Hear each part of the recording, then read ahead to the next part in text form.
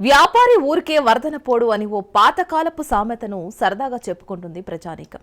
కానీ అప్పుడప్పుడు వ్యాపార వర్గాలు కూడా ఫక్తు వ్యాపారాన్ని తెగతెంపులు చేసుకుని దేశంలో రగులుతున్న సెంటిమెంట్లకు విలువ ఇవ్వాల్సి వస్తుంది. శత్రు దేశమైన పాకిస్తాన్కు తుర్కీయే, అజర్బైజాన్లు మద్దతిస్తూ ఉండగా కేంద్ర ప్రభుత్వం తన పరిధిలో ఆయా దేశాలపై వ్యూహాత్మకంగా చర్యలకు దిగుతోంది. అయితే ఇండియన్ ట్రేడ్ యూనియన్లు మరింత కీలకమైన నిర్ణయాలు తీసుకోవడంతో ఇప్పుడు ఆ రెండు దేశాలకు చుక్కలు కనిపించక తప్పదు అంటున్నారు. మరి భారత ట్రేడ్ యూనియన్లు తీసుకున్న నిర్ణయం ఏంటి? అలాగే బీజేపీ మాజీ ఎంపీ స్మృతి ఇరానీ తనలోని దేశభక్తిని చాటుకుంటూ తీసుకున్న ప్రత్యేకమైన నిర్ణయం ఏంటి? తుర్కీ, అజర్బైజాన్లకు సెగ పుట్టిస్తూ కొత్త నిర్ణయం. ఆ దేశాలతో ట్రేడింగ్ను కట్ చేస్తున్న వ్యాపార సంస్థలు. నెలవారీ పెన్షన్ విరాళంగా ప్రకటించిన స్మృతి ఇరానీ. వ్యాపారస్తులు ఏం చేసినా అందులో ఏదో తిరగసు ఉంటుందని జనసామాన్యంలోని మాట. ఆఖరుకు వ్యాపారి నష్టపోయినా సగటు ప్రజలు లైట్ తీసుకుంటారు. అందుకే వ్యాపారి ఊరికే వరదన పోడు అనే చలోక్తితో కూడిన సామెతను కూడా ఉటంకిస్తూ ఉంటారు. కానీ దేశాన్ని నష్టపరిచేలా, హిందూ సెంటిమెంట్లను గాయపరిచేలా బరితెగించి వ్యవహరిస్తున్న దేశాలతో అంతే ఖచ్చితంగా వ్యవహరించకపోతే రేపు అంతర్జాతీయంగా అనేక దేశాలు కూడా అదే మాదిరిగా వ్యవహరించినా ఆశ్చర్యపోవలసింది లేదన్న ఆందోళన సర్వత్రా వ్యక్తమవుతోంది. అందులో భాగంగానే ఆ రెండు దేశాలకు బుద్ధొచ్చేలా, మిగతా దేశాలకు తెలిసొచ్చేలా భారత్లోని పలు వ్యాపార సంస్థలు ఓ తీవ్రమైన నిర్ణయం తీసుకున్నాయి. ఢిల్లీలో confederation of all India traders CAIT ఆధ్వర్యంలో ఓ భారీ సమావేశం జరిగింది. ఆ సమావేశానికి దాదాపు 25 రాష్ట్రాల నుంచి ప్రతినిధులు హాజరయ్యారు. అందులో చేసిన తీర్మానం ప్రకారం తాము తుర్కీ, అజర్బైజాన్ దేశాలతో వ్యాపార సంబంధాలు కొనసాగించేది లేదని ఖరాఖండిగా తేల్చేశారు. అంతేకాదు అందరూ సంయుక్తంగా ప్రమాణం చేయడం కూడా విశేషం. ये दो देशों के सारे माल आयात निर्यात वहां पर पर्यटन करने जाना, फिल्म की शूटिंग, कोई सामान के प्रोडक्शन की शूटिंग, प्रमोशन की शूटिंग अगर हुई तो हम उसका पूर्ण बहिष्कार करेंगे. ఢిల్లీలో జరిగిన ఈ కీలక సమావేశానికి 24 రాష్ట్రాల నుంచి 125 మంది ప్రముఖ వ్యాపార సంస్థల నాయకులు హాజరయ్యారు. Confederation of all India traders అనే యూనియన్ దేశంలోని చిన్న, మధ్యతరగతి వ్యాపారుల ప్రయోజనాలు పరిరక్షించేందుకు ఏర్పడిన సంస్థ. ఆ సంస్థ ఢిల్లీలో ఓ సమావేశం నిర్వహించుకుని టోకీ, అజర్బైజాన్లతో అన్ని వాణిజ్య వ్యాపార సంబంధాలు నిలిపేయాలని ఏకగ్రీవంగా నిర్ణయించింది. CAIT కార్యదర్శి బీజేపీ ఎంపీ ప్రవీణ్ ఖండేల్వాల్ ఆ సంస్థ తీసుకున్న నిర్ణయాలను ప్రకటించారు. టర్కీ, అజర్బైజాన్ భారత సహాయ సహకారాలు పొందినప్పటికీ ఉగ్రవాదానికి మద్దతునిచ్చి పాకిస్తాన్కు అండగా నిలబడటం దురదృష్టకరమని, అందుకే ఆ దేశాలతో వాణిజ్య సంబంధాలు కొనసాగించడం దేశ హితానికి విరుద్ధమని అభిప్రాయపడ్డారు. వ్యాపార సంస్థలు మాత్రమే కాకుండా ఫిల్మ్ ఇండస్ట్రీ కూడా అక్కడికి షూటింగ్లకు వెళ్లరాదని, ఒకవేళ ఎవరైనా నిర్మాతలు ఆ దేశానికి షూటింగ్ కు వెళ్తే అలాంటి సినిమాలను బహిష్కరిస్తామన్నారు. అలాగే ఏదైనా ప్రొడక్షన్ కోసం యాడ్ మేకింగ్ కు వెళ్లినా అలాంటి ఉత్పత్తుల్ని బహిష్కరిస్తామని ఘాటుగా స్పందించడం విశేషం. तुर्की और अजरबैजान ने भारत के खिलाफ पाकिस्तान का खुलकर के समर्थन किया, जिसके कारण से देश भर का व्यापार और उद्योग बेहद आक्रोशित है. व्यापारियों में रोष है.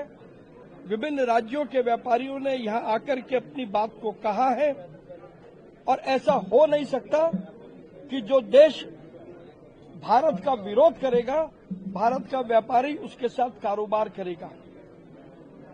ये निर्णय हुआ है कि किसी भी प्रकार का आयात और निर्यात अजरबैजान और तुर्की के साथ तुरंत प्रभाव से नहीं होगा. तुर्की और अजरबैजान की सारी यात्राएं का बहिष्कार होगा. और इसके साथ साथ आज एक रेजोल्यूशन में भारत की फिल्म इंडस्ट्री से भी ये आग्रह किया गया है कि वो अजरबैजान और तुर्की में अपनी किसी फिल्म की शूटिंग न करें. अगर किसी भी फिल्म की शूटिंग हुई तो हम उस फिल्म का भी बहिष्कार करेंगे. ये भी निर्णय हुआ.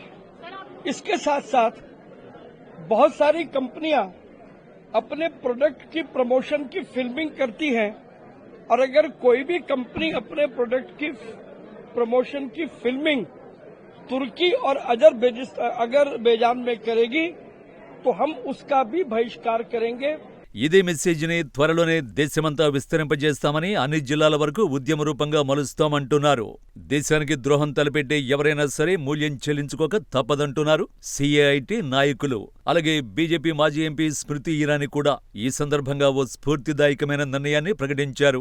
ఆమె నిర్ణయం దేశవ్యాప్తంగా ప్రశంసలు అందుకుంటోంది. సిఐటి సలహాదారుగా ఉన్న స్మృతి ఇరానీ దేశంలోని సామాన్య వ్యాపారవేత్తలు కూడా ఇలాంటి నిర్ణయం తీసుకోవడం గొప్ప విషయం అన్నారు.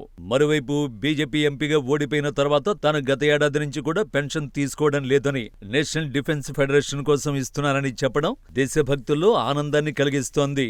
ఈ విషయం ఇప్పటిదాకా ఎక్కడ రివీల్ చేయని స్మృతి సందర్భానుసారం మాత్రమే ఆ విషయం చెప్పడం విశేషం. తుర్కియను 2024లో 3.3 లక్షల మంది, అజర్బైజాన్ను 2.4 లక్షల మంది భారతీయ పర్యాటకులు సందర్శించారు. ఇది ఆ దేశాల ఆర్థిక వ్యవస్థలకు గణనీయమైన ఆదాయాన్ని అందించింది.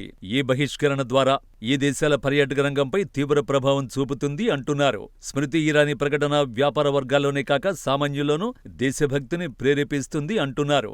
మరోవైపు ఈ బహిష్కరణ వల్ల తుర్కీ పర్యాటక రంగం నేరుగా $291.6 మిలియన్ నష్టాన్ని చవిచూడవచ్చు అంటున్నారు.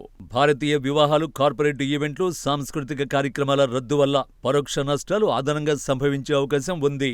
ఇప్పటికే మేక్ మై ట్రిప్ వంటి ట్రావెల్ ఏజెన్సీలు తుర్కీయకు బుకింగ్లలో 60% తగ్గుదల, రద్దుల్లో 250% పెరుగుదల నమోదైనట్లు సూచిస్తున్నాయి. తుర్కీ ఆర్థిక వ్యవస్థలో పర్యాటకం 12% జీడీపీని, 10% ఉపాధికి దోహదం చేస్తుంది. భారత పర్యాటకుల మొత్తం విదేశీ సందర్శకుల్లో 0.6% అయినప్పటికీ వివాహాలు, ఈవెంట్ల వంటి లాభదాయక విభాగాల్లో వారు చేసే ఖర్చు గణనీయమైంది. ఇక అజర్బైజాన్ విషయానికొస్తే 2024లో అజర్బైజాన్ను 2.6 మిలియన్ విదేశీ పర్యాటకులు సందర్శించగా వారిలో 2.5 లక్షల మంది భారతీయులు.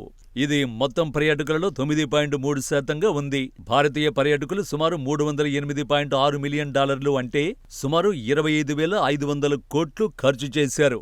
ఈ బహిష్కరణ వల్ల అజర్బైజాన్ పర్యాటక రంగం $308.6 మిలియన్ నష్టాన్ని ఎదుర్కొంటుంది అంటున్నారు. ఇక సినిమా, యాడ్ షూటింగ్ వంటి రంగాల బహిష్కరణ ద్వారా ఆ రెండు దేశాలకు భారీ ఎత్తున నష్టం సంభవిస్తుంది అంటున్నారు.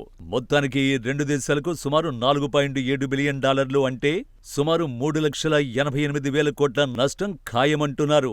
మరి ఇంత భారీ నష్టం నుంచి బయటపడ్డానికి ఆ రెండు దేశాలు ఏం చేస్తాయో చూడాల్సిందే.